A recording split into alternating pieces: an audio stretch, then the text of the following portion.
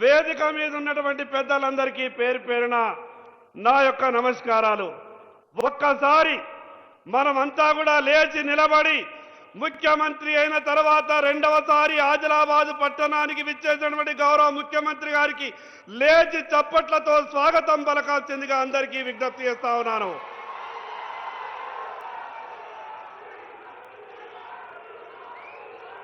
గౌరవ ముఖ్యమంత్రి గారికి ఈ జిల్లాని దత్తత తీసుకోవడమే కాకుండా ఈ జిల్లా పట్ల ప్రత్యేకమైనటువంటి ప్రేమాభిమానాలు చూపిస్తున్న మీకు నా తరపున నా నియోజకవర్గ ప్రజల తరపున ప్రత్యేకంగా ధన్యవాదాలు తెలియజేస్తా ఉన్నాను. తెలంగాణ రాష్ట్రంలోనే వెనుకబడ్డ ప్రాంతం ఆదిలాబాద్ ప్రాంతం. నేను ఎన్నికల సమయంలో వెనుకబడ్డ ఈ ఆదిలాబాద్ ప్రాంతానికి ఎయిర్పోర్ట్ కావాలని తీసుకొచ్చే బాధ్యత నేను తీసుకుంటానంటే చాలా మంది ఎగతాళి చేసిండ్రు.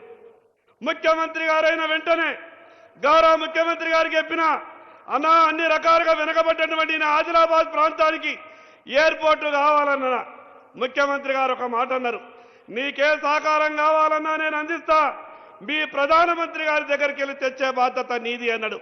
నేను ఇదే వేదిక మీద గౌరవ ప్రధానమంత్రి దేశ ప్రధానమంత్రి గారిని ఇక్కడికి పిలిచిన, అదేవిధంగా రాష్ట్ర ముఖ్యమంత్రి గారిని కూడా పిలిచిన నాకు ఒక అవకాశం వచ్చింది.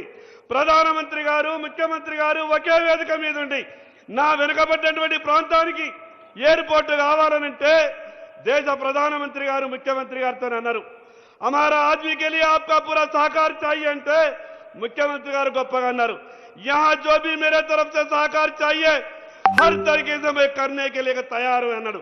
చెప్పిన మాట విధంగానే దేశ ప్రధానమంత్రి గారు ఎయిర్పోర్టు మంజూరిస్తే ఈ రోజు రాష్ట్ర ఆర్థిక ఇబ్బందుల్లో ఉన్న 700 ఎకరాలు మొన్ననే జీవో ఇచ్చినందుకు ఈ నియోజకవర్గ ప్రజల తరపున ప్రత్యేకంగా ముఖ్యమంత్రి గారికి ధన్యవాదాలు తెలియజేస్తా ఉన్నాను. అదేవిధంగా చదువులో అక్షర క్రమంలో ముందున్న ఈ ఆదిలాబాద్ చదువులో వెనుకబాటుతనం ఉంది.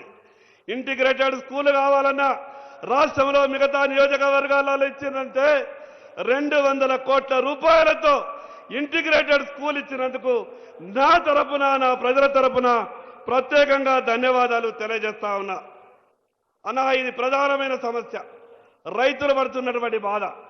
రైతులు చేండలకు పోవాలంటే వాళ్ళు వర్షాకాలం పడేటటువంటి ఇబ్బంది అంతా ఇంత కాదు. నేను అసెంబ్లీలో చర్చ సందర్భంగా మీకు ఒక విజ్ఞప్తి చేసిన, పొలం బాట ద్వారా రైతులకు మంచి జరగాలని ప్రతి చేనుకు రోడ్డు వేయాలనంటే మీరు ఎంత గొప్పగా అసెంబ్లీలో మాటిచ్చారంటే బీజేపీ ప్రతిపక్ష ఎమ్మెల్యే చెప్తున్నాడని కూడా మీరు ఆలోచించలేదు. ఇదొక మంచి సలహా సూచన. పాయల్ శంకర్ గారు చెప్పినటువంటి మాటని పొలం బాట అనే పేరు మీద రాష్ట్రం మొత్తం మీద అమలు చేస్తామన్నారు.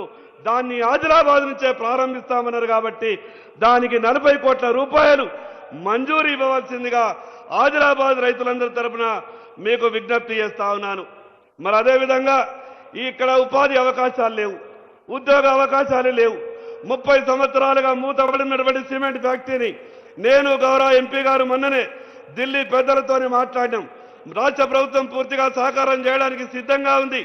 ఆ యొక్క ఫ్యాక్టరీని రాష్ట్ర ప్రభుత్వానికి అప్పగిస్తే పీపీపీ మోడ్లో మేము అక్కడ ప్రారంభిస్తామనంటే ఢిల్లీలోని కూడా పెద్దలు కూడా పాజిటివ్గా మాట్లాడారు. కాబట్టి ఆ యొక్క సీసీఐని పునఃప్రారంభించే విధంగా మీ సహకారం కావాలని ఈ సందర్భంగా మీకు విజ్ఞప్తి చేస్తా ఉన్నాను.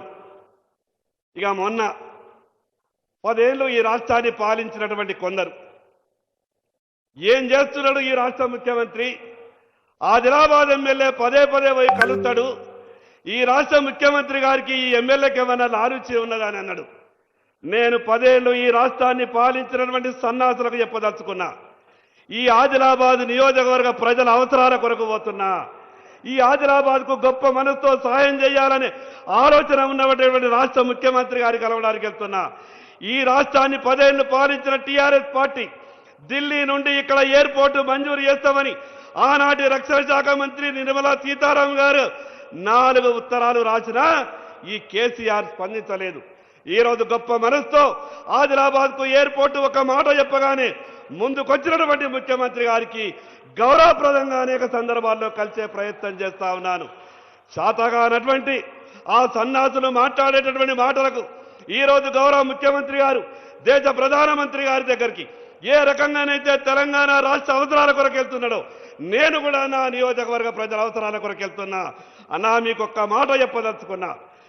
సరిగ్గా 13 ఏళ్ల క్రితం ఆదిలాబాద్లో పాయల్ శంకర్ని ఎమ్మెల్యేగా గెలిపించండి మీరు ఆ రోజు నా కొరకు మాట్లాడినటువంటి మాటని ఈ రోజు నేను గెలిచినన్న నా ఆదిలాబాద్ నియోజకవర్గ ప్రజలను అభివృద్ధి చేసి గెలిపించాల్సిందిగా మీకు సవినయంగా మనవి చేస్తా ఉన్నాను. మరి అదేవిధంగా కోట చెనాక అనే ప్రాజెక్టు దాదాపు 95% పూర్తయిపోయింది. కేవలం కొంత భూసేకరణ చేస్తే దాదాపు 60,000 ఎకరాలకు సంబంధించినటువంటి ఆయకట్టు. వాస్తవంగా మిమ్మల్ని ఆ ప్రాజెక్టు ప్రారంభోత్సవానికే రమ్మన్నా, కానీ ఎన్నికల కోడ్ ఉన్న సందర్భంగా అది వీలు కాలేదు కాబట్టి ఆ యొక్క ఆయకట్టు మిగతా భూసేకరణ నిధులు వెంటనే విడుదల చేయాల్సిందిగా మీకు సవినయంగా విజ్ఞప్తి చేస్తా ఉన్నాను. మరి అదేవిధంగా ఆదిలాబాద్ పట్టణంలో కొమరం భీం అనే పూర్తిగా ఆదివాసుల కాలనీ 20 సంవత్సరాల నుంచి గుడిసెలేసుకొని ఉన్నారు. అది ప్రభుత్వ భూమి. దాదాపు 2,000 కుటుంబాలు ఉన్నాయి. వాళ్లకు వెంటనే పట్టాలిచ్చి ఆదుకోవాల్సిందిగా మీకు విజ్ఞప్తి చేస్తా ఉన్నాను. నా నియోజకవర్గంలో 2 గొప్ప చరిత్ర గల ఆలయాలున్నాయి. ఒకటి జైనత్ లక్ష్మీనారాయణ స్వామి ఆలయం, మరొకటి బైరాందేవ్ శివుని ఆలయం బేలా మండలంలో సదల్పూర్లో. ఈ 2 ఆలయాలకు ప్రత్యేకమైన నిధులిచ్చి ఆదుకోవాల్సిందిగా. మరి అదేవిధంగా రైతులు పడుతున్నటువంటి సమస్య, కేంద్ర ప్రభుత్వం ఇచ్చినటువంటి 25% కోటాని పూర్తి చెందిన సోయాబీన్ కొనుగోలు ఆపేసారు. దయచేసి మీరు ఢిల్లీ పెద్దలతో మాట్లాడి రాష్ట్ర ప్రభుత్వ వాటా కూడా పెంచుకొని సోయాబీన్ని కొనుగోలు చేయాలని, అదేవిధంగా రంగు మారినటువంటి సోయాబీన్ను కూడా రాష్ట్ర ప్రభుత్వం చేత కొనుగోలు చేయాలని. జొన్నల పంటన్న ఈ సంవత్సరం రైతులు విపరీతమైనటువంటి వర్షాలు పడి నష్టపోయి ఉన్నారు. జొన్నలు వేసుకోవాలని ఆత్రతో ఉన్నారు. కొందరు జొన్న పంటను కూడా సాగు చేసే ప్రయత్నం చేస్తూ ఉన్నారు. ఈ గత మీరు ముఖ్యమంత్రి అయిన 2 సంవత్సరాలు కూడా జొన్న పంటని కొని రైతుల్ని ఆదుకున్నారు. ఈ సంవత్సరం కూడా జొన్న పంటలు కొనుగోలు చేస్తామని మీ ద్వారా రైతులకు శుభవార్త ఇవ్వాల్సిందిగా సవినయంగా మీకు విజ్ఞప్తి చేస్తా ఉన్నాను. మరి అదేవిధంగా ఆదిలాబాద్ చుట్టుపక్కల ఉన్నటువంటి విలీన గ్రామాలన్నింటినీ కూడా పట్టణంలో విలీనం చేస్తాం. ఈ మున్సిపాలిటీకి వచ్చేటటువంటి నిధుల ద్వారా ఆ యొక్క అభివృద్ధి కార్యక్రమాలు జరుగుతలేదు.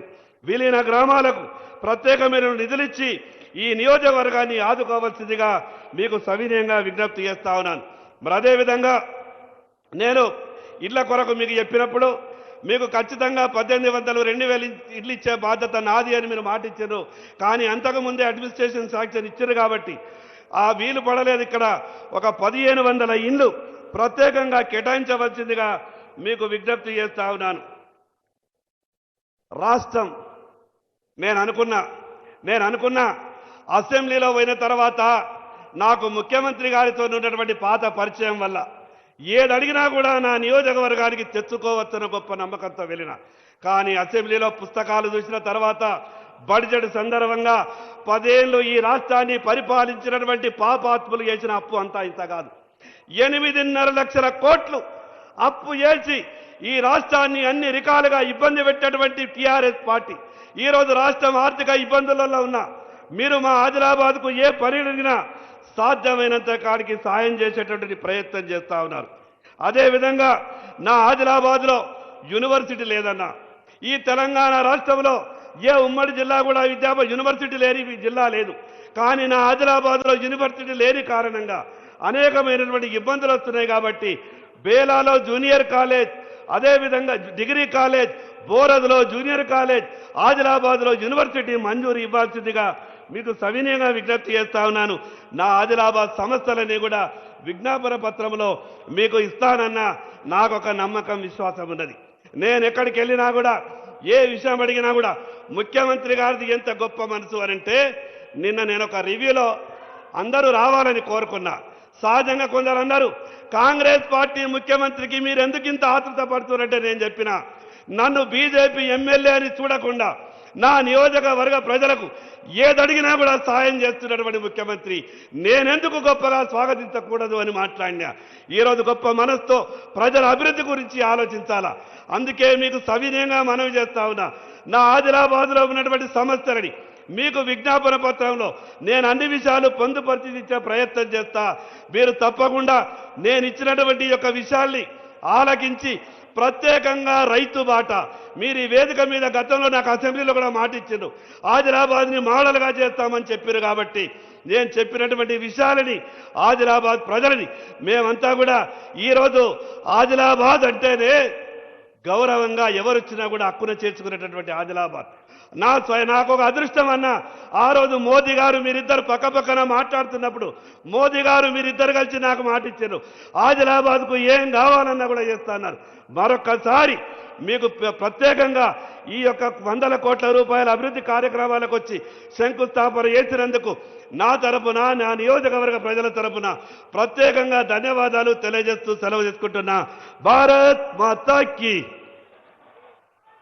గౌరవ స్థానిక శాసనసభ్యులు సభాధ్యక్షుల సందేశానికి ధన్యవాదాలతో గౌరవ పార్లమెంట్ సభ్యులు జి నగేష్ గారి శుభాకాంక్ష.